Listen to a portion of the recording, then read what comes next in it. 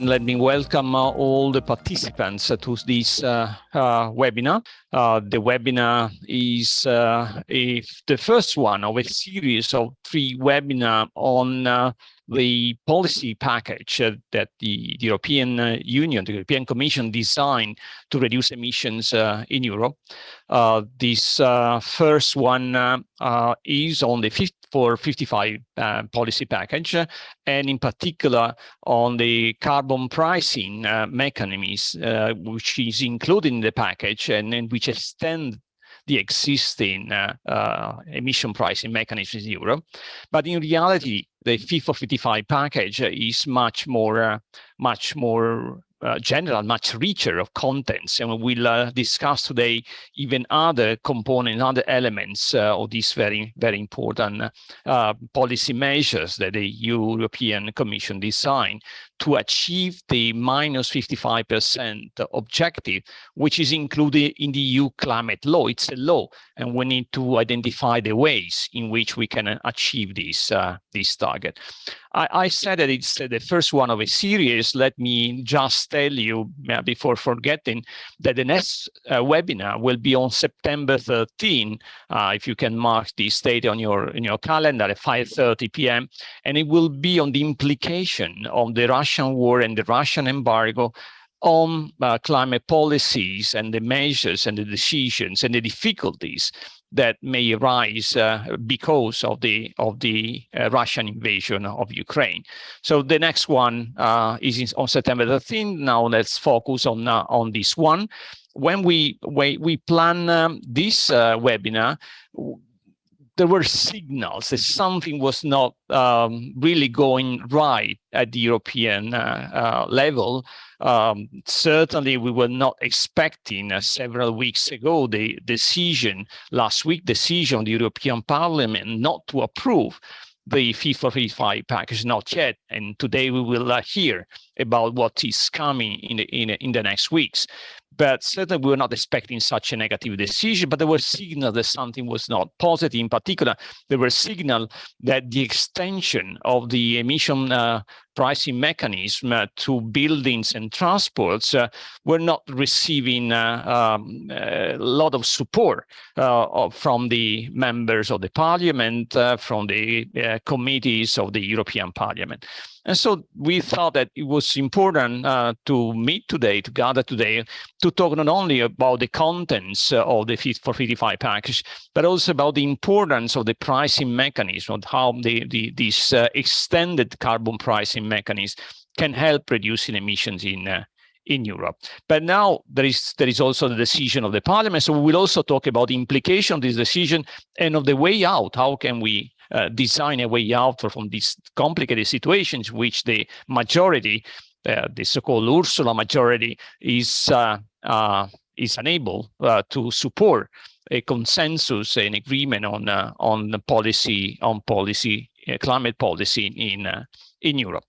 We will discuss all these issues, and we'll discuss, as I said, also the other components, and let's understand what will remain of the Fit for 55 package after the negotiation inside the Parliament and even outside, because after the approval from the Parliament, the negotiation with member countries will start, and we don't know what at the end we will have and how negative this process can be for climate policies and emission reductions in Europe. So we will hear about all this. We will talk about all this with you, with all of you, and in particular, we will start with 3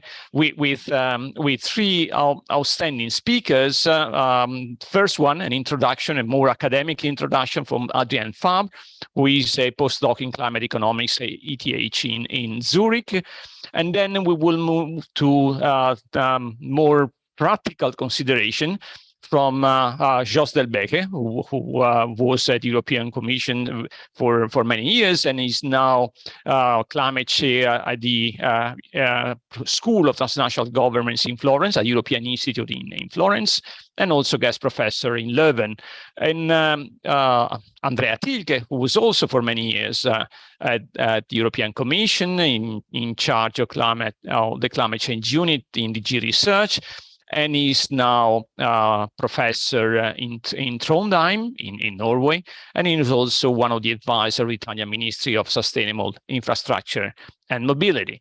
So all these three speakers will have the skills, knowledge, experience, in particular, Jos and Andrea, to tell us what's going to happen in the coming weeks. But let me stop here. Let's start with Adrienne. I'll give you the floor for about 12, 13 minutes, and then we'll have the other speakers and plenty of time at the end for discussion. Thank you all for participating, and particularly I would like to thank you, Adrienne, Jos, and Andrea. Let's start with Adrienne. Thank you very much, Carlo. Thank you for the nice introduction, and I'm happy to be here. So first, let me briefly give the case for carbon pricing, although I think everybody knows that already.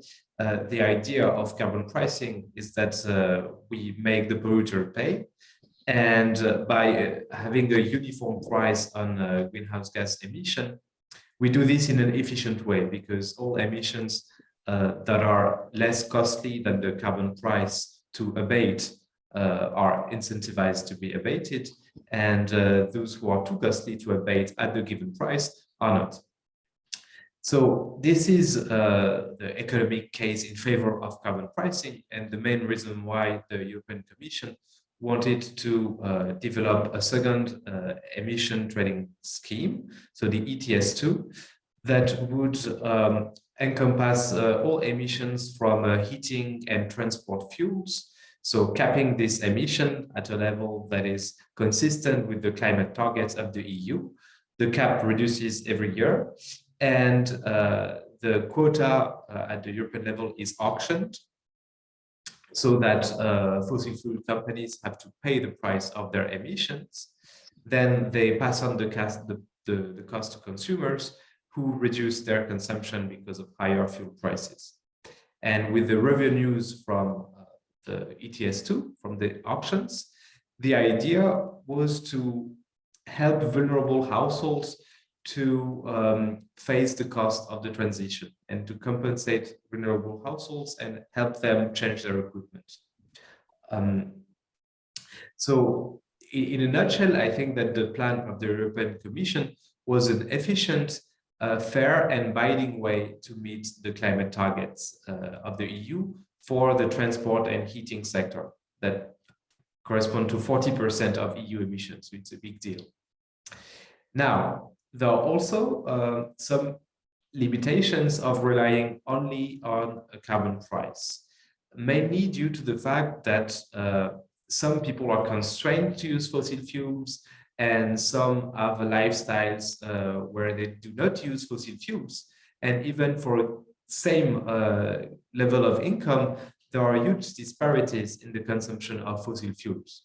And to the extent that we believe it's not to the people's responsibility that there are such big disparities, that is due to historical choices at the society level, that some people need to live in rural areas and take the car, some people can live in city centers and take the bicycle, etc.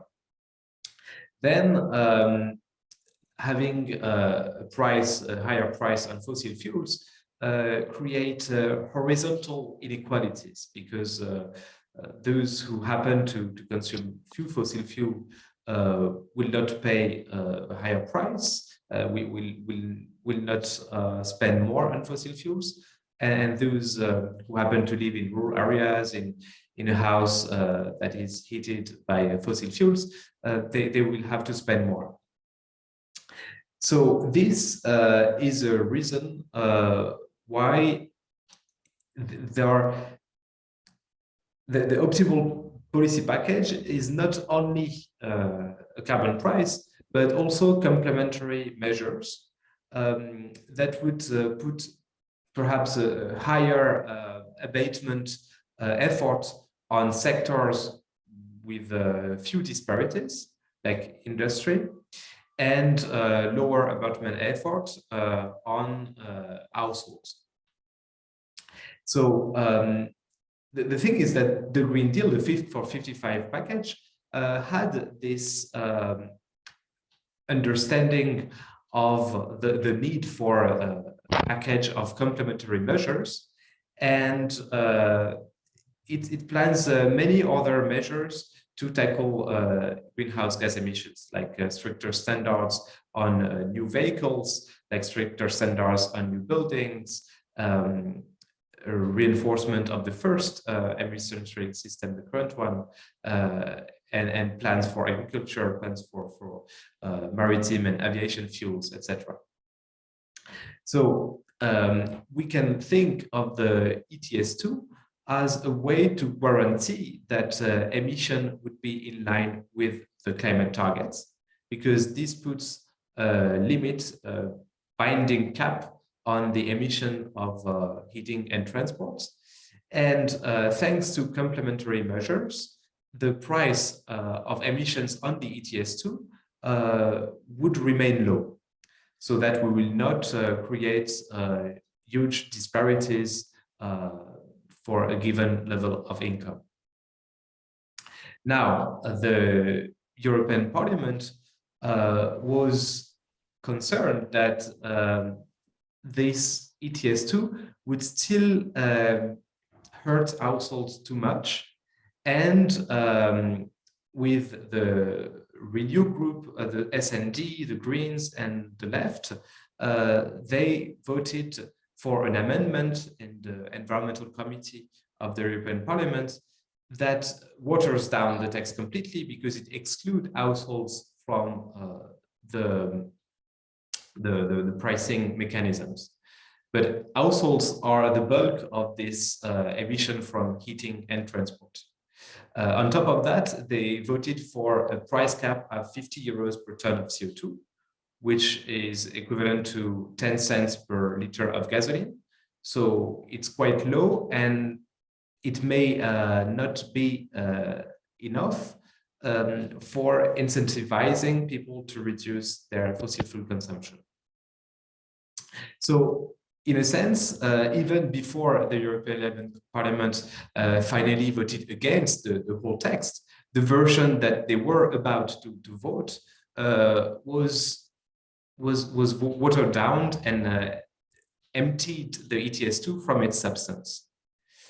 And I want to defend the vision of the Commission, because although, as I said, there are reasons to want complementary measures, to not undertake the transition away from fossil fuels for heating and away from combustion engine cars, mainly through carbon pricing, the ETS2 put a binding cap on emission and guarantees that we meet the target. It also encourages government and European legislators to adopt new measures so that the price of carbon on the ETS2 is lower, because we would need less incentives to decrease emission through pricing, because we would have other measures that lowers emissions in other ways.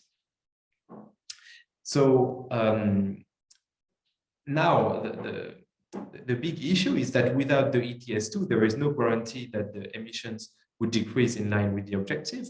And especially given that the European Parliament is probably not going to propose alternative measures that could provide equivalent emission reductions.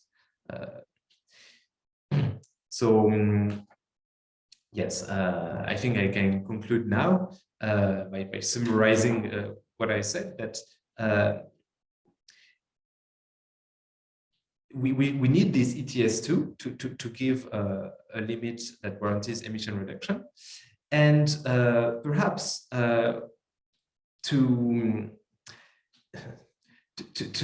compromise and accept the concerns of the European deputies, member of parliament. What we could do is delay the entering of the ETS2 into application, what was already proposed in the amendments, actually, so that, and at the same time to front load the social climate fund, which is the fund that is planned to be used to help vulnerable households undertake the transition. So by providing vulnerable households with means to change their fossil fuel equipment in advance, and by making sure that the price of carbon will hit at some point and more, then we give people 5-10 years to make the change of equipment needed, and we keep the incentives after 5 or 10 years, and with an increase in carbon tax or price that pushes households to change their equipment in the first place. Thank you for this initial introduction. Of course, this mechanism, as you described, is complemented, the ETS2, the extension of the ETS is complemented by measures that should make it easy to accept it. The consensus is crucial, and the social fund is one of these measures. But we will hear more on this from Jos Delbeke. As I told you before, he's professor at the European University Institute in Florida. He has the EAERE climate chair, but he's also the former Director General of the DG on Climate Action, the European Commission. So he has all the information, the experience to tell us about what's the future for the Fit for 55, and in particular for ETS2. The concern is that ETS2 is putting a burden which is excessive on European households because the price to achieve the target will be too high, even though studies on this particular matter are really limited. We don't have enough good research, and this is a call for action on economists to do more on this matter. But Jos, the floor is yours. Thank you, Carlo. And I would like to sketch out a little bit where we are in the politics, because the European Parliament failed to adopt a position on the ETS1, the ETS2, and the CBAM, the border tariff. And precious time may be lost. I hope it is not going to be lost, because I'm worried about the impact, the political and the impact on the package of the war in Ukraine. And I think that's a very important element we also have to consider. Let me make 5 points. The first is that nobody, thanks God, nobody has put into question the overall target by 2030, 55% reduction based on 1990. So that is put in the climate law. And so the only thing we are discussing are modalities, how to get there. So let's not overly dramatize what we are doing. But of course, it's a package of measures. And if you do more on the one, you can afford doing less on the other, or vice versa. If you do less on ETS2 compared to what the Commission proposed, you will have to do more on another measure.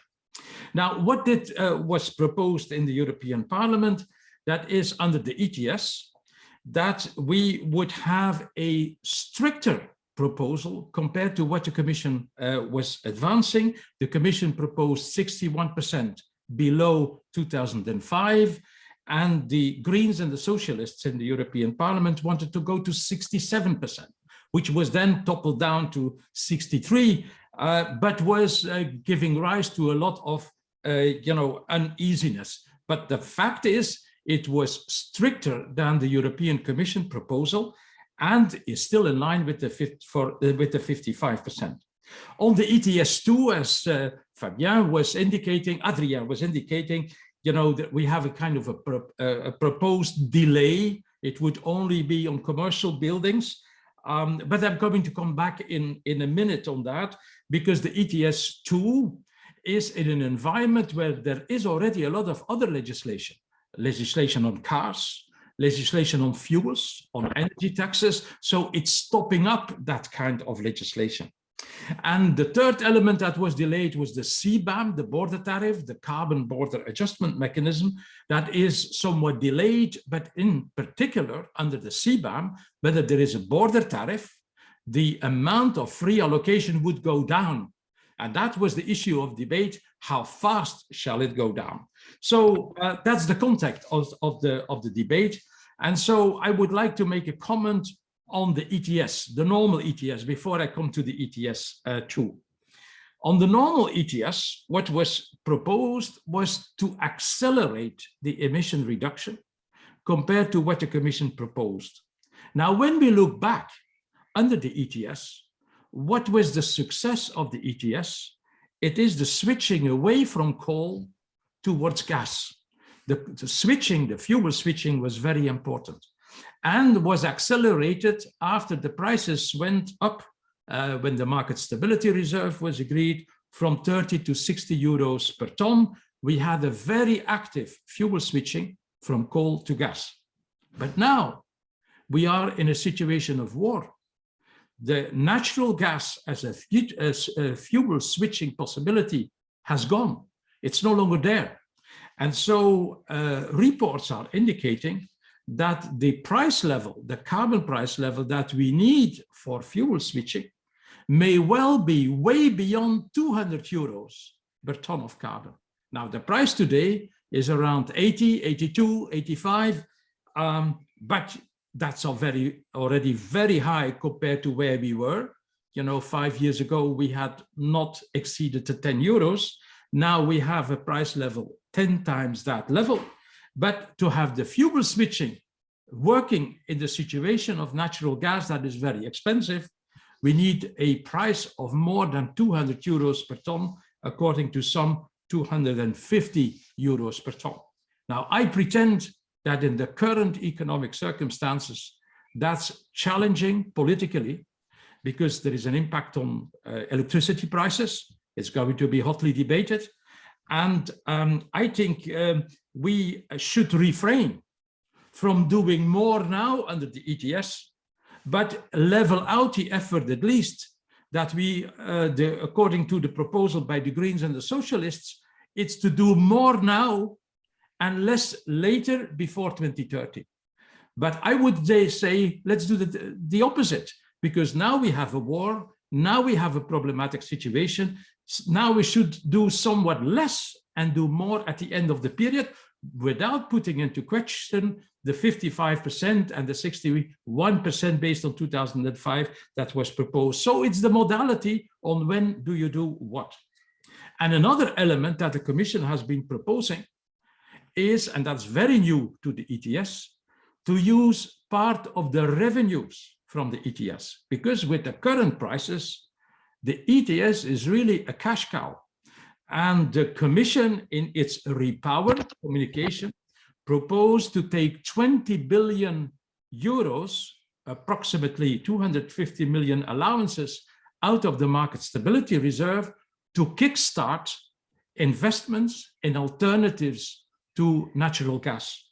And I think that's a very clever move, because if the price impact is not working because the fuel switching is not working, let's start through using the revenues in a strategic way. And by the way, by doing that, it moderates the price increase on the ETS1. So my point on the ETS1 is be cautious. Let's not do everything now overnight, but rather schedule it out over the period, because there is a situation of war, prices are high, and let's moderate the price increase and let's use the revenues to get where we want to get. So that was my second point. My third point on the ETS2 is I fully agree it's strategically important to widen the application of the carbon price. So also for heating fuels, also for transport fuels. But watch out, for transport fuels, we already pay a lot of excise duties. And there is a parallel proposal by the Commission on energy taxation. So let's see what is happening there before we jump for an additional carbon price. I'm fully in favor of it, but the two need to be looked at together. For heating fuels, the situation is different because natural gas was hardly taxed in many countries, and there was a huge disparity between taxing electricity compared to taxing gas. So we have to be considered, but again, natural gas is falling away as an alternative because, because of the war in Ukraine, we have to move away from natural gas. So where are we going to switching to? So we have to switch to heat pumps, to hydrogen and all these kind of very expensive solutions. So the question is this ETS2 in principle very good, but are the current energy prices on the market, are not doing the job? Prices for gas are very high. Prices at the pump are very high. So I think it's very logical to postpone a little bit the start of the ETS2. So let's not overly dramatize in the short term if we are sure that over time the carbon price is also going to cover transport fuels and heating fuels. But current energy prices and the crisis we are in are already doing part of the job. That was my third point. My fourth point is on the Social Climate Fund, of course, absolutely important.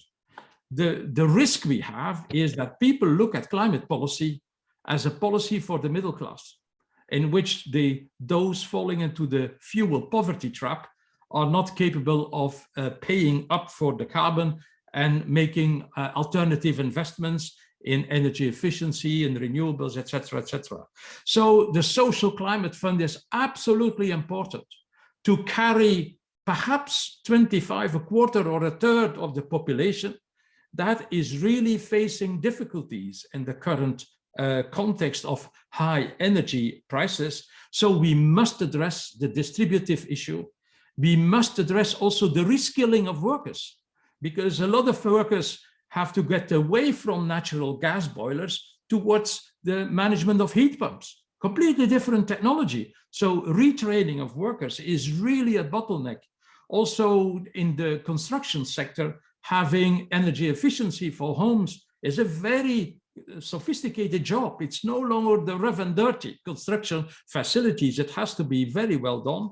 So reskilling of workers, I think, is very important. So my fourth point is the Social Climate Fund is absolutely important, but the Commission has not been very clear what it wants to do with the Social Climate Fund. It has an envelope of money, but it is not teasing out those people who are really involved in what could be done and what should be done, support for the renovation of houses, the heat pumps, the electric vehicles. All these new technologies are relatively expensive, let's face it, and are not affordable for a quite important share of our population.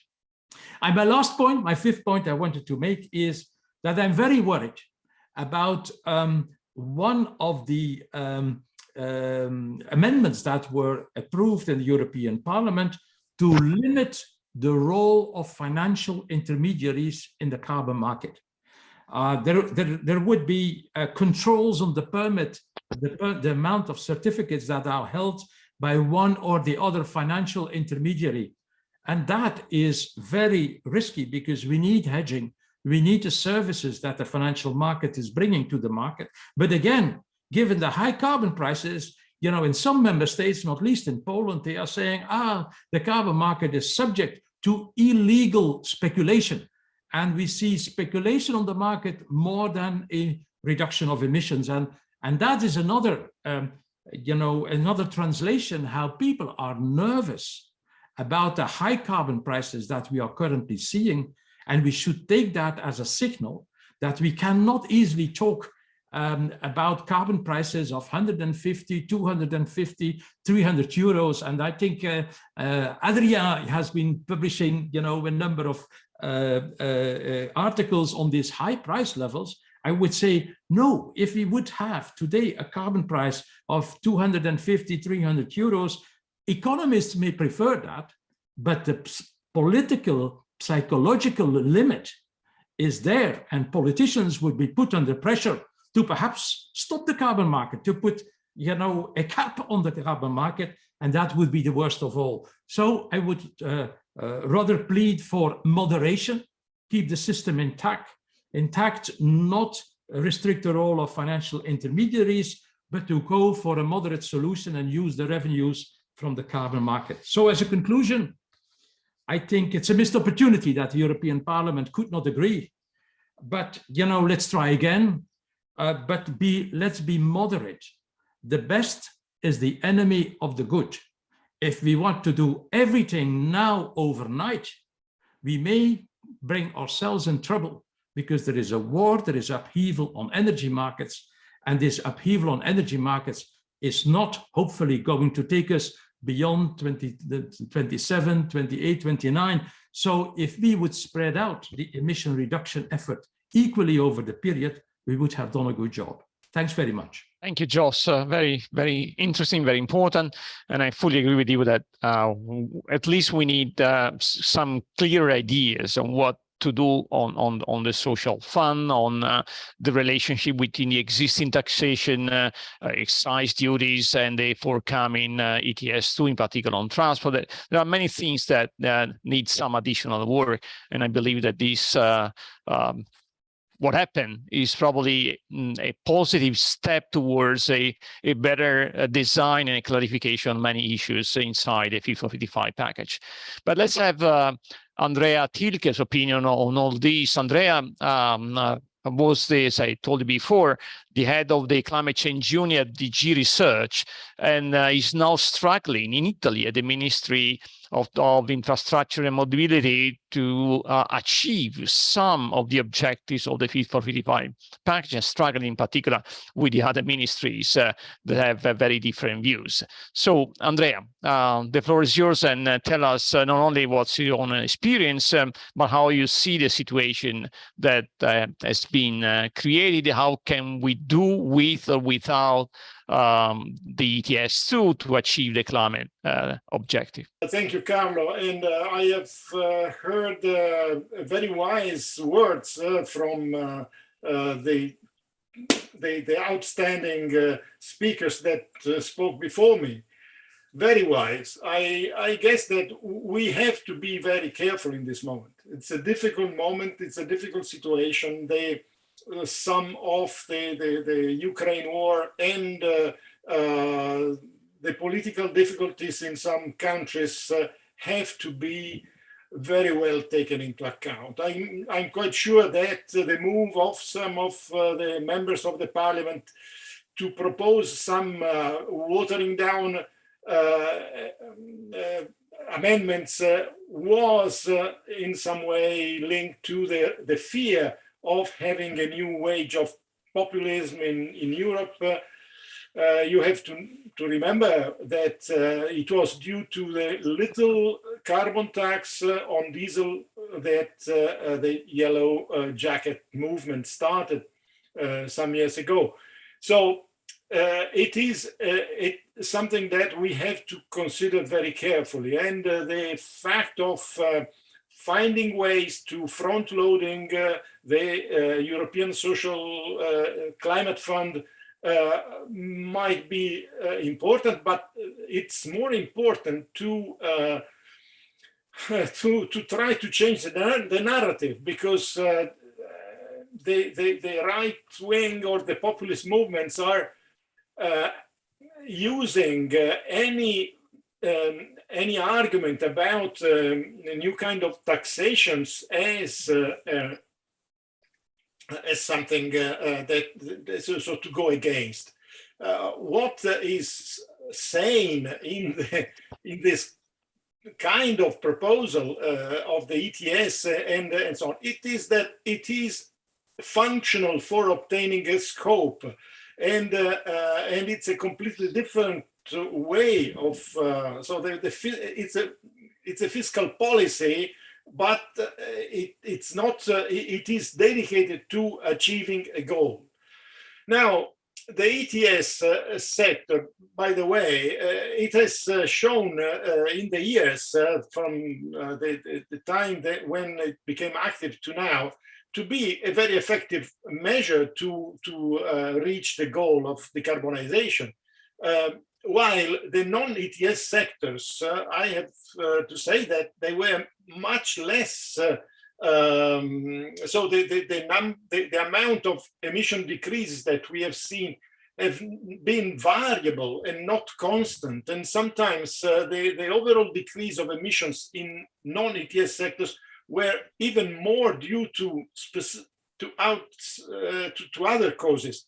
For instance, the 2008 financial crisis or the recent pandemic and the lockdown. So it's we have seen not as enough everywhere in Europe the application of climate policies, of national climate policies in the non-ETS sectors. So there are only very few countries in Europe that have, in addition to the ETS, a carbon price, a national carbon price. This is not a standard everywhere. So the good thing of the ETS system is that, as Adrian said, it is predictive. You can, when you set the curve, you will obtain the goal. The point is that if this is not applied, and if it is very much watered down, how can we achieve the 2030 targets? And without the ETS, without the ETS 2. And I have tried to think a little bit about this in terms of which are the space of regulations, of national regulations that may help in decreasing emissions in the transport sector and in the building sector. Let's start from the transport sector. And I take Italy as an example because we have, together with Carlo and another group of people, we have worked on a recent report where we have looked at that. But in Italy, we have today higher transport emissions with respect to 2005. We have 3.5% more emissions than in 2005. So the ESR did not work at all in the transport sector. So how, in order to be able to achieve the goal at 2030, we have to act with very important policies. I would say that it would even be necessary to anticipate the phasing out of the internal combustion engines, and you can understand how difficult this could be in a country already where there is national industry dedicated a lot to the internal combustion engines. And then, so I don't think that adopting additional measures of this kind can be really possible. The strong reduction of electric energy prices would be necessary, as Jos has said, because we have to increase the differential with liquid fuels, and this might be a way to put pressure for a change towards electric cars. But this is again not an easy issue, because it would, in some way, until we have a mechanism of price formation that is so much based on gas, this is not easy. It's not easy at all. We have to remove a lot of taxation and to shift a lot of taxation that is today on electric energy into other things. But fossil fuels for transport have already been charged a lot with taxation, with excise. And therefore, it is not very feasible today in the short term. So the shifts have to take place over a long time, and not from today and tomorrow. This is not something that can be absorbed easily if it's applied from one day to the next.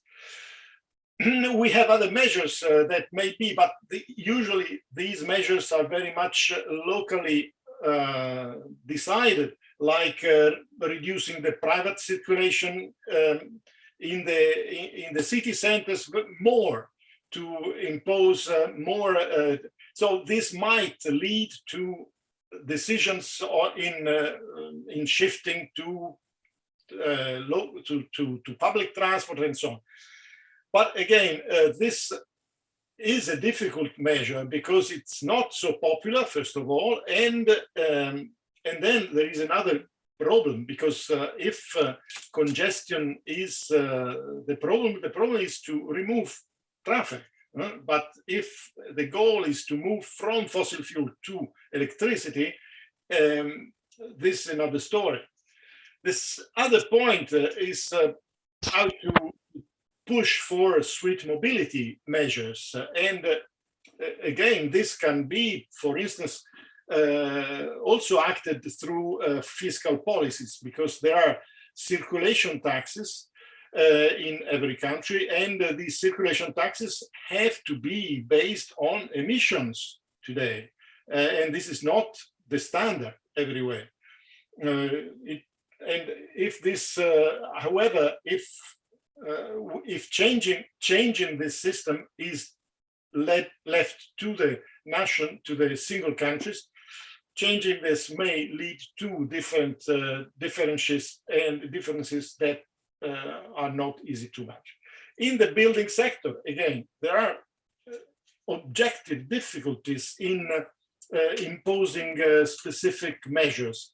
Because, for instance, I guess that it would be important to put an end date, not only to internal combustion engines, but also to gas-fired boilers for homes,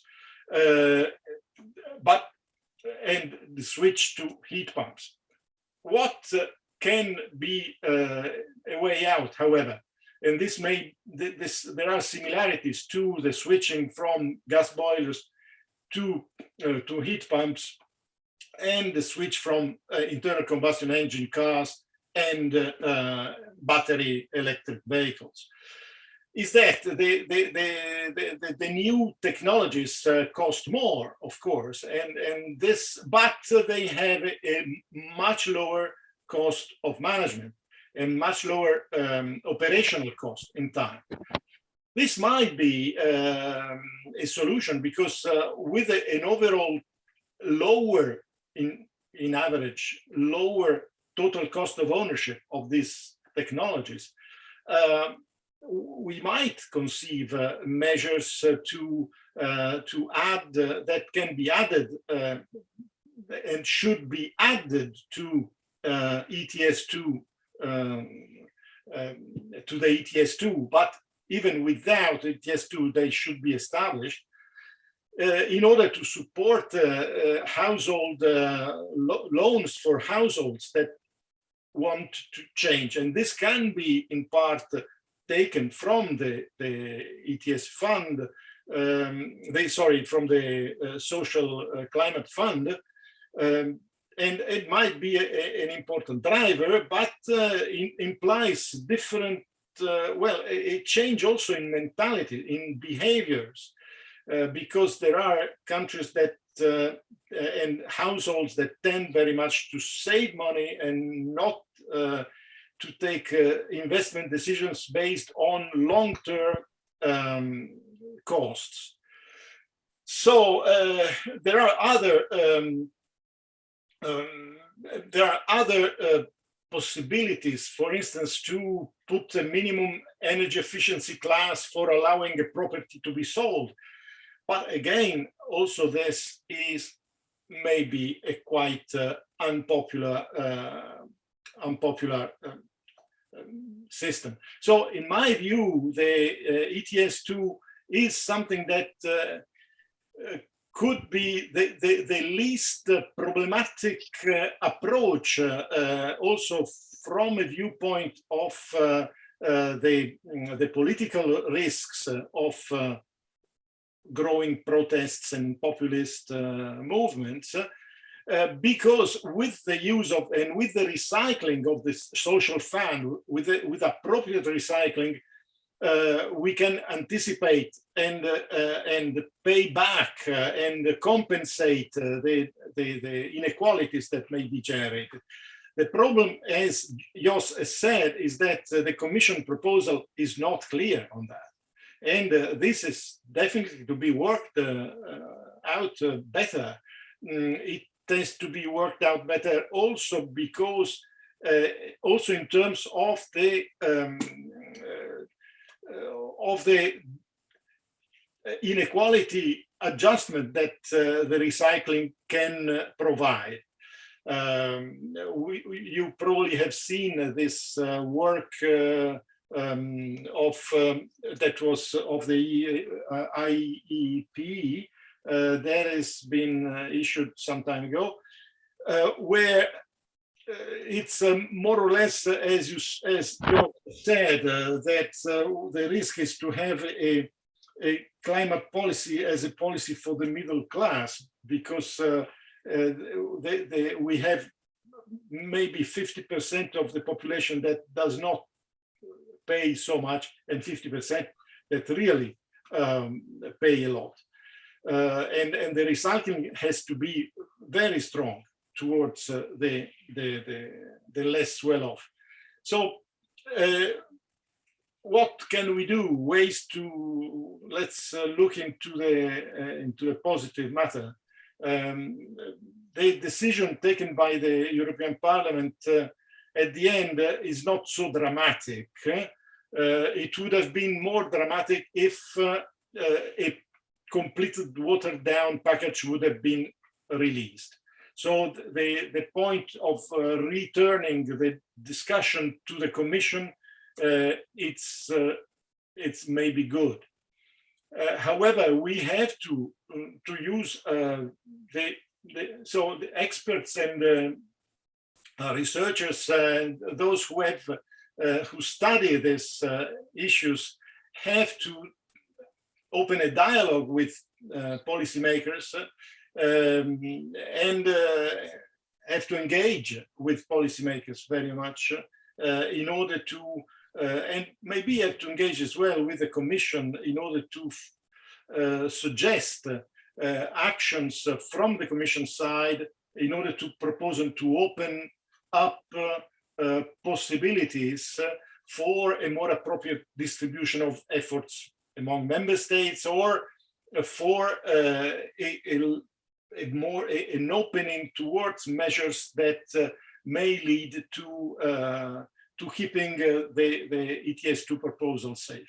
Okay, thank you. Thank you, Andrea. Thank you also for being right on time. We have 40 minutes for discussion. We'll ask the audience to write their own questions in the question and answer section or in the chat in order for me to see the questions and then ask the three speakers to reply. I got a request from Edmond Alphanderi, the former finance minister of France, to intervene and make a comment. I don't know whether this is possible, but I'm asking the organizer. But if it is, I would like to give Mr. Alphanderi the floor. Is it possible?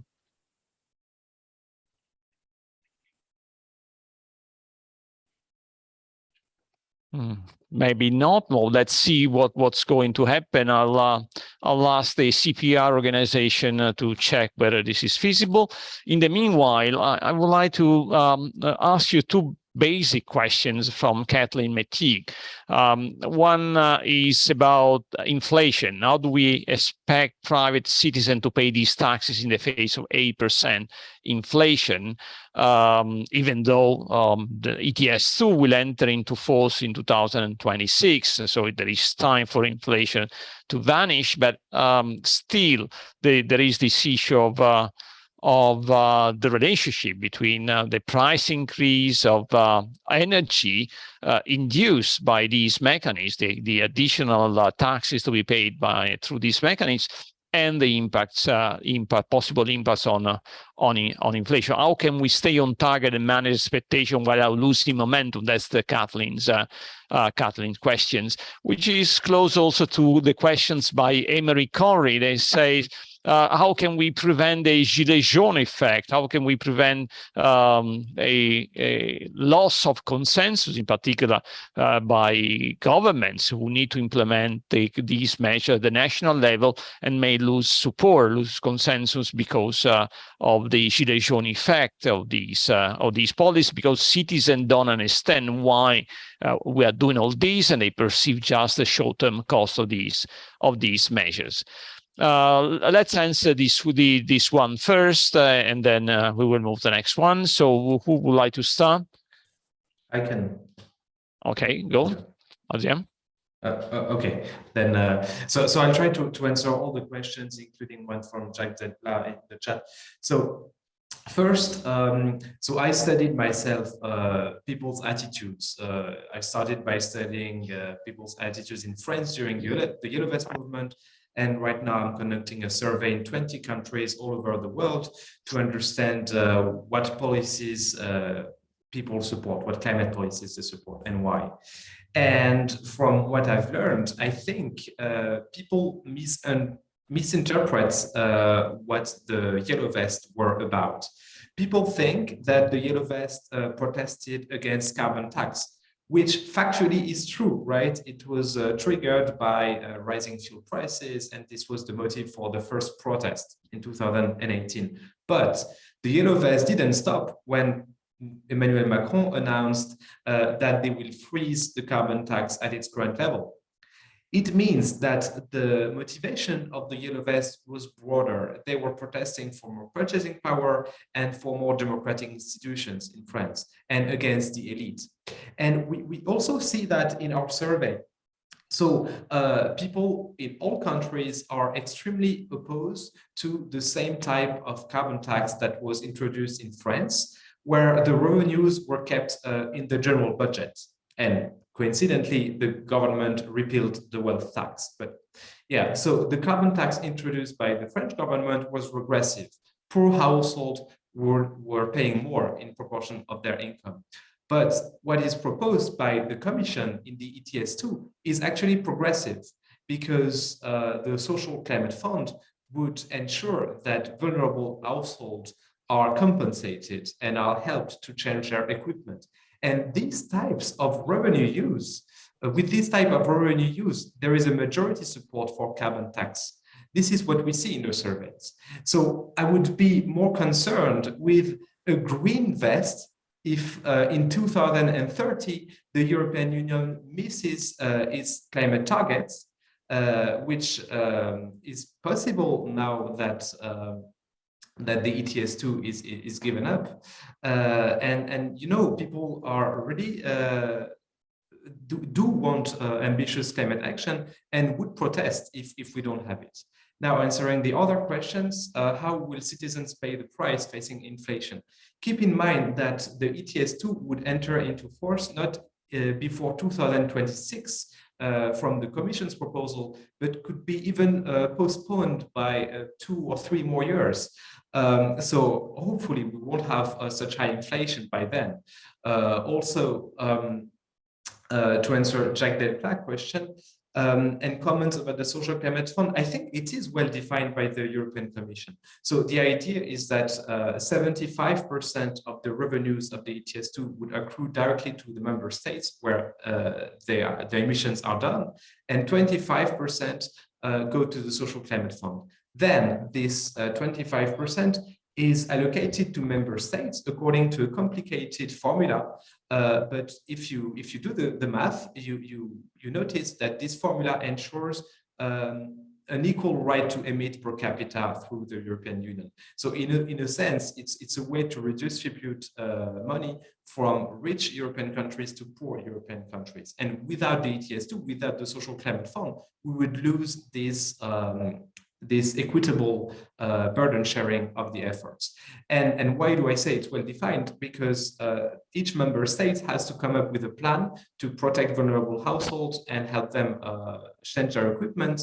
And only if they propose a consistent plan will the fund from the Social Climate Fund be given to them, and they will have to match this fund with their own income, which would ensure that overall all the revenues from the ETS2 would be used in a progressive way. And to answer the last point by Kathleen about what about the world? Well, I think this is actually the missing point in the plan from the European Commission is to try to negotiate a global treaty. Here, the US will be bottleneck but I think rich countries, and I'm not the only one to think that, also what we see in the survey is that people vastly agree with that high-income countries need to help low-income countries finance the transition. And we would need to propose this in an international treaty, for example, by proposing African countries or all countries in the world who want to join the European ETS or ETS2 and provide them with free permits in proportion to their population. That would ensure redistribution from high-income to low-income countries and help solve this global issue. Well, thank you, Andrea. We'll come back on the international dimension in a minute. Let's have from Jos and Andrea their own view on the issue of the Gilets jaunes effect, the relation with inflation, the social dimension of this policy, and how we can reconcile the climate target with the short-term living condition difficulties that we face in Europe. Well, thank you very much. And I would like to make the argument on the Gilets jaunes as it was made by Adrian. And for the sake of the discussion, I would like to slightly disagree with what Adrian said in the following sense. I think that the people, the man, the woman in the street, do not care about whether the price increase comes from the war in Russia, from the carbon market, or from any other policy.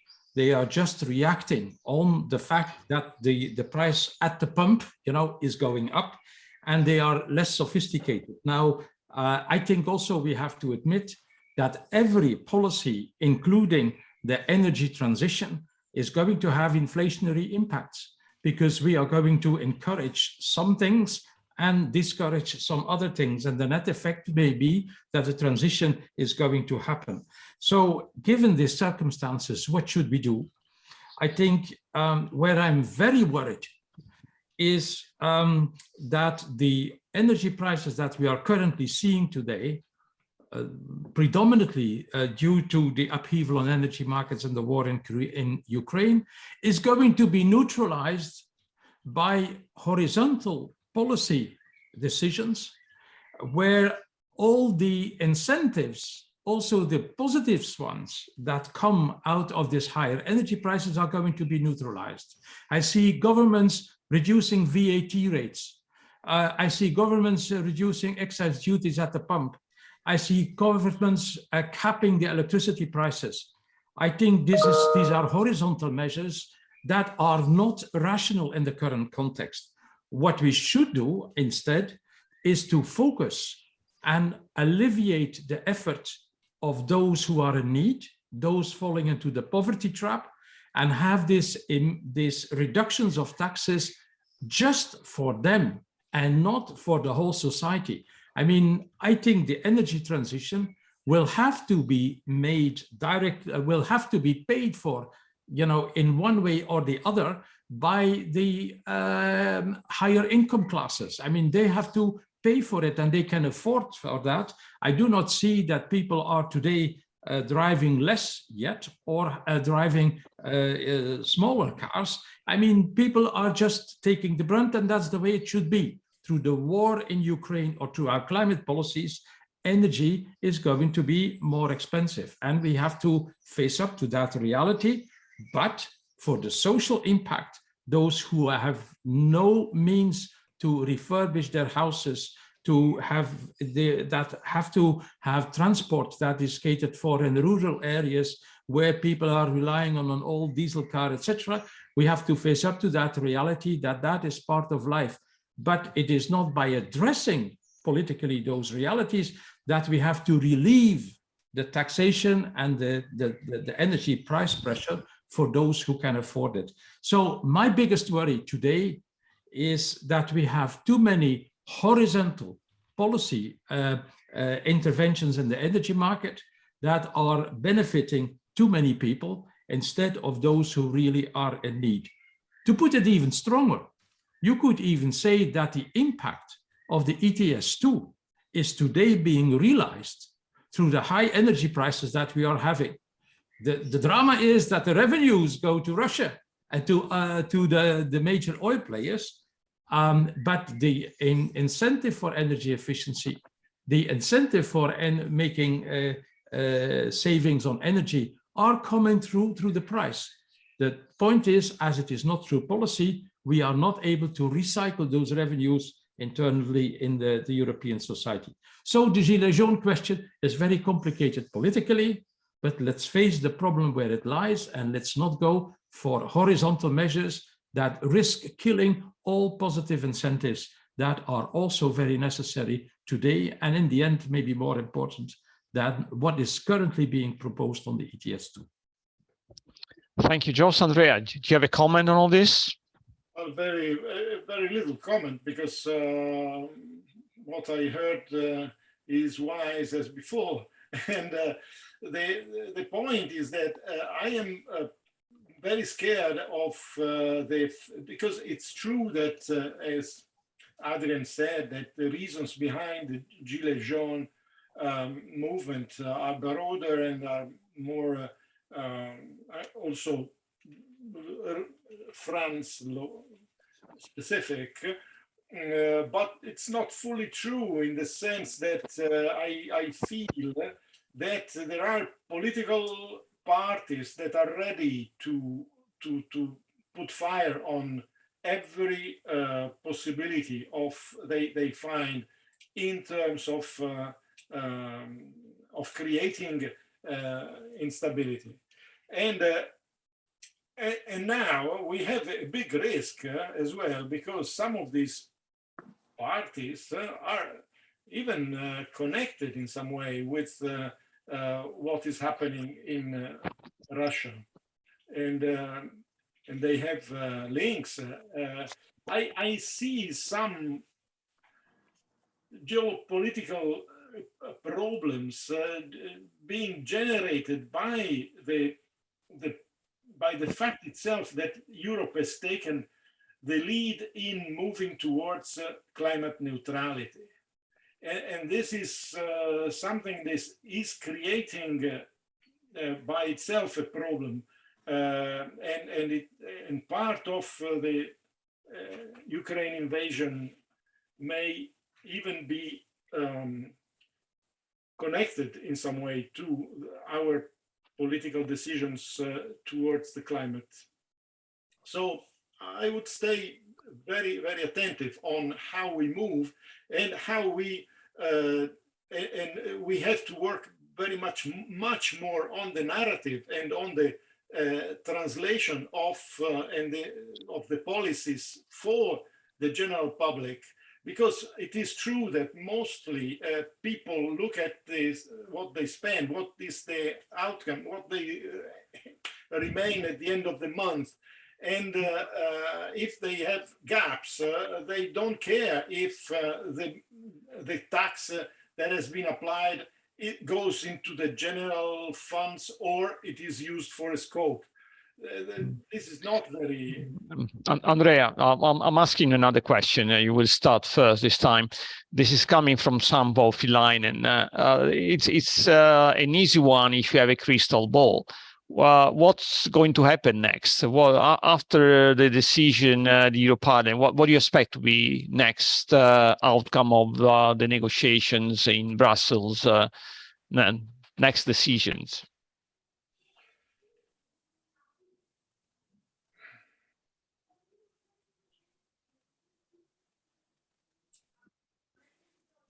Maybe Jos is more...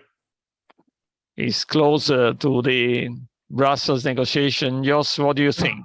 Well, I think it's a question of how serious the European Parliament is in making its decision, because if it comes too late, it's going to be overruled by the European Council.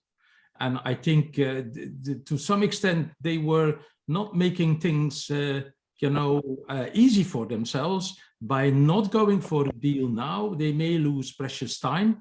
If they can remediate the situation in the next 2-3 weeks, that's going to be fine. But are they going to be able to do that? I don't know.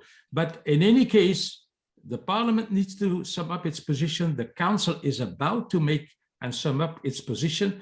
And if the negotiations would go through, without the European Parliament able to agree to anything, then the influence of the European Parliament is going to be seriously undermined.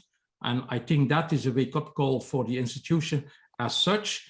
And I think that, as I tried to indicate, the tendency to do much more compared to the Commission proposal in the immediate future runs counter to the reality that in the immediate future we are facing up to a war in Ukraine and upheaval in energy markets. So I think it's better to level out the effort over the entire period instead of trying to do everything overnight, exactly on the moment that we have a war in Ukraine.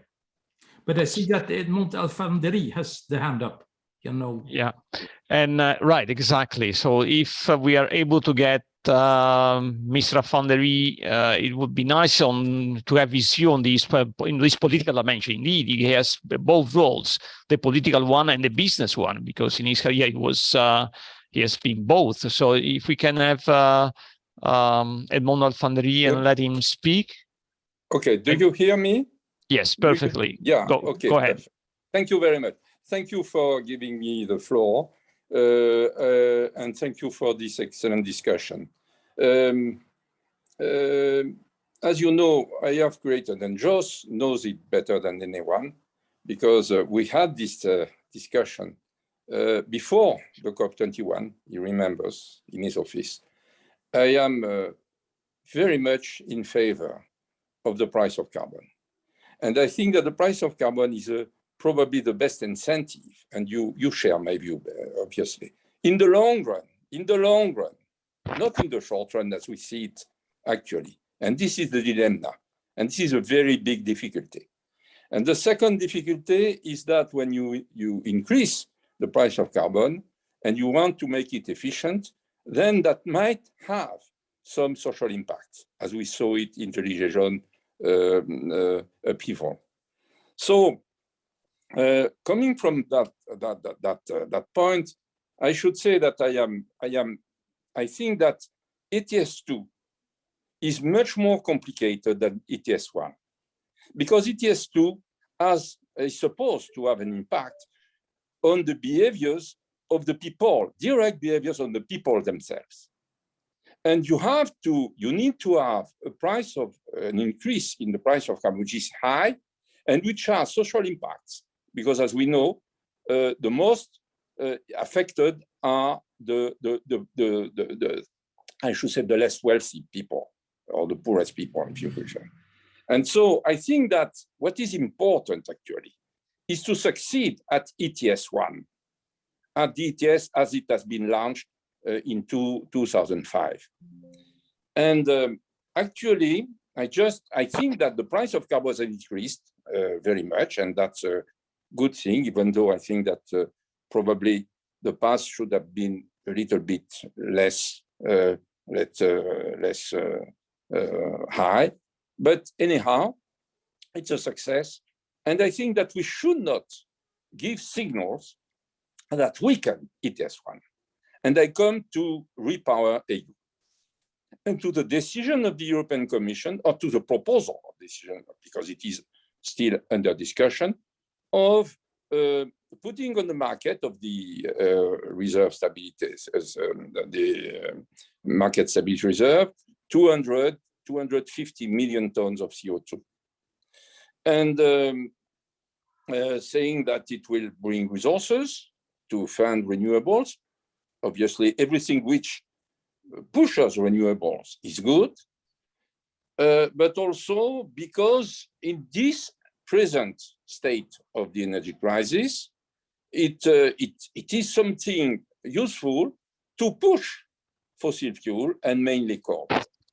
And it appears, in my view, as a major mistake, because the signal given in the fight against climate change is the contrary to the signal we have to give.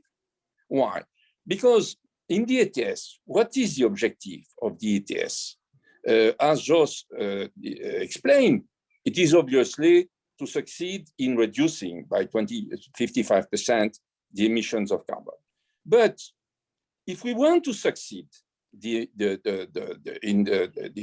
energy transition, the price of carbon, a significant price of carbon in the long run, is the best signal if we want to succeed, for example, in hydrogen, if we want to succeed in pushing, in making the substitution between fossil fuel and renewables efficient.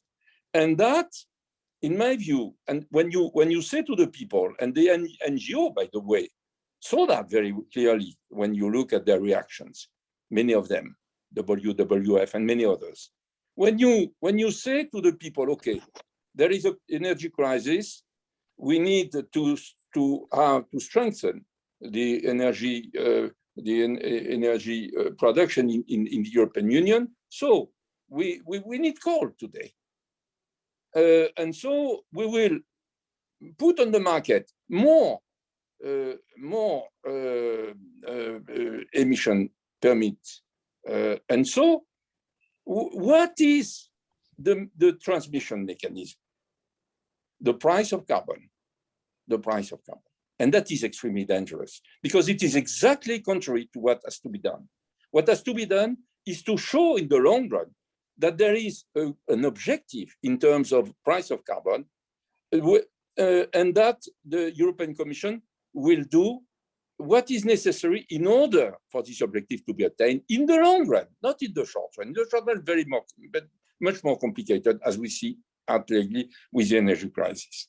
And so my suggestion is, and I am speaking to the European Commission today, and I hope I will be convinced. I will be listened to.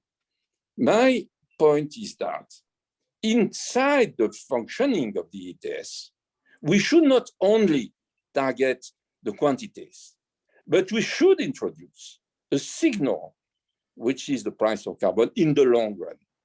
In the long run. For example, to say that the price of carbon won't be below 100 euro per ton in 2030, that's very easy to attain, and it will be above 100 euros in 2030. It cannot be below, but it will help very, very much in the energy transition.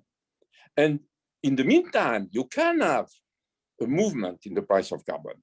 And my guess is that the fact that you use the market stabilizer, even increase the supply of emission permits, and as expected by the decision in RePower, is not something that has to be condemned. It can be used, but anyhow, you know where you show the people that invest in the long run that anyhow they will lose. They will not lose anything in their investments and their returns because the price of carbon will have a floor of something which is very realistic of 100 euro per ton in 2030. And I remind you that some firms, even those most concerned by the energy transition and that are in the oil and gas industry, have an internal price of carbon of like Total Energy, to say one of them, of 100 euro per ton in 2030. They use it as something they for their decision in terms of investments. So this I will stop there because I think that I don't want to take too much of your time, but I think that we should all together first agree that the price of carbon is very important in the long run, and that we should convince the European Commission to put in place and to say very clearly that the price of carbon, even though it can fluctuate, will have a floor. And since they have the control over the supply, the permit emissions in the hands of the European Commission, there will be it will be very easy for them to convince those who make the investment, the firms, that they can go towards the energy transition without any risk. Because actually, if the price of carbon, as it happened, and Jos knows that very well, after the great financial crisis, when the price of carbon before the great financial crisis was 30-35 euro per ton. It fell down, it lost 80%, 90% of its value during 7 or 8 years. And then it lost its impact on the investment in the long run. And that's, in my view, very detrimental to the fight against climate change. Thank you. Thank you very much. You raised an important point that we discussed many times with Jos about the governance of the ETS markets now, because there are more than one. But Jos, I will let you reply briefly and then move to the other questions. Well, thank you, Carlo. And a brief reaction to what Edmond Farderi just developed. And I fully agree with the importance of the long-term price signal. And if a floor can be made there, I think fully in agreement. In fact, the market stability reserve is de facto the floor. And we have seen that with the COVID crisis. When the COVID crisis broke out, prices were falling, and they were not falling as deep as one would have expected, thanks to the functioning of the market stability reserve. But I wanted to reassure Edmond for one element, and that is that the 250 million allowances that the Commission tries to bring to the market is within the target of 2030. It is not changing at all the target for 2030. It is just shifting a little bit less in the beginning and a little bit more at the end of the period. But the overall target stays untouched and is not affecting the environmental credibility of the ETS. I think that's a very important point. And it gives the resources on the side that may help investors to kickstart the investments they are needed to make in CCS or in hydrogen or in other rather expensive solutions. So fully in agreement with Edmond, except for one little thing, that the 250 million allowances brought to the market by the Commission is not touching the long-term viability or even the short-term objective for 2030. Thank you. Thank you, Jos. I would like to move to another set of questions concerning the international dimension of the climate change problem, because many participants argue that decisions in Europe, and in particular, decision to reduce emissions in Europe may be irrelevant if the other countries don't adopt similar measures on carbon pricing or the measure to reduce emissions, both in developed and in developing countries. So I would like to ask maybe Adrien and Andrea to argue. Adrien said something a little bit on this before, on how to let developing countries to be connected, linked to ETS, but I would like to go deeper into this discussion, because indeed all the effort in Europe may be completely jeopardized by the increase of emissions in other countries. Adrien, Andrea? Yes, I mean, I will be short because I already mentioned this. I think it's still worth it to go for carbon neutrality in Europe by 2050, even if the other countries are not as fast, because it showcases that it is possible to build a carbon neutral economy. And by doing that, we even may get an advantage in the economy of the 21st century, because we'll grow companies that will build the necessary technologies. That being said, I think the European Union is not doing enough on trying to get an international agreement. I am aware that it's not possible currently, given that the US Senate doesn't have a pro-climate majority. But I think the EU is not doing enough to bring low-income countries to the table. And the demand of low-income countries has been the same for 30 years. We are willing to decarbonize if high-income countries help us. And I think we should accept that. Andrea? Yeah, well, I definitely agree that the question if being a front runner is not too much a risk, I would say that it's not, considering the fact that we are a very advanced part of the world. and we can make this a benefit for us instead of a risk. I see more. Moreover, and the Ukraine situation and the Russian invasion shows better than nothing than before, that we have to achieve a higher level of energy independence, which is basilar. It's our weakness. Our weakness was the dependency on other countries on energy. We have to go out from that, definitely, very much as we can, not become isolated, because this will not be the case. Most probably we will need for chemicals, for hydrogen, for other e-fuels and things like that, productions that come from elsewhere. But we don't have to make the errors that we have made in the past, to put ourselves in the hands of countries which are not reliable and that are non-democratic and so on. So we have to use that. We had a huge possibility some years ago. I remember an interesting geopolitical discussion saying, well, China is becoming the world goods producer, the US is the IT system, what we should be. And there was an interesting proposal that we could be the environmental engineers of the world. And in some way, this has realized in some way, and it's not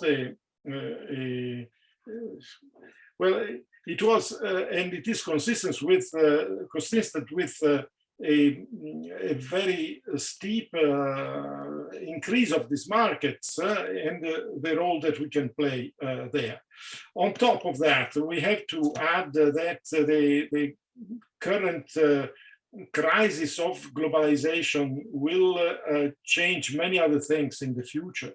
We have to be ready to some reshoring of what has been outsourced today is outsourced to China or to other countries. We have to redesign our relationships with everyone in the world. And we have to establish much more connections with, and also have the look at Africa as a continent that has a huge demographic potential and where growth will concentrate in the future. If we will help and with our 10-15, today we have an economic dimension which is around 10% of world, but we count more for international trade. And if anybody wants to trade with, for anybody selling products around, we are a very important customer. Therefore, what we decide is definitely still making a creating a standard. So I am particularly preoccupied on the tendency to water down the CBAM because CBAM was very important for this, for give the signal that we are not willing to be dumped by other countries if other countries don't want to follow us in the climate policy. Okay, thank you. But at the same time, we can say that the Fit for 55 package could have been more effective if coupled with a package to collaborate, to work with other countries in driving their own climate policy, in particular with developing countries, something that I don't see coming from the European Commission. But maybe I'm wrong. Joss, what do you think about the international policy of the European Commission? Well, thank you. And I wholeheartedly agree with Andrea that we are in urgent need for a comprehensive geopolitical strategy related to the energy and climate transition. we have only seen the beginning, and the CBAM is the early beginning. But now with the war in Ukraine, the scarcity of the raw materials that we need, let alone, of course, the energy that we are no longer buying from Russia in a while, changes the landscape totally. And let me repeat what I said at the beginning, the fact that the fuel switching from coal to gas has come to an end. That has changed the landscape tremendously for our climate policy. We have now to go to energy efficiency, to renewables, to carbon capture and storage, to hydrogen, etc. All things where the marginal cost of abatement is much higher compared to the switch from coal to gas. And so the geopolitical strategy is urgently needed. We talk about strategic autonomy, but we cannot do everything on our own in Europe. We need to have good links with the world at large, not least with Africa, as Andrea was indicating, the Middle East, but also countries like Egypt, Algeria, Tunisia, countries we were hardly talking about in the past, but now they come squarely in the middle of the political attention. So I think we should work on that.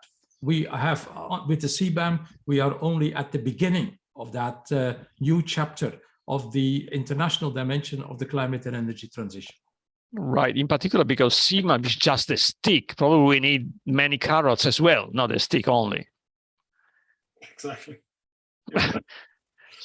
Okay, so it's 7 p.m. and it's the end of this webinar. There are other questions, but I think that you can all read the questions and react privately to the other ones.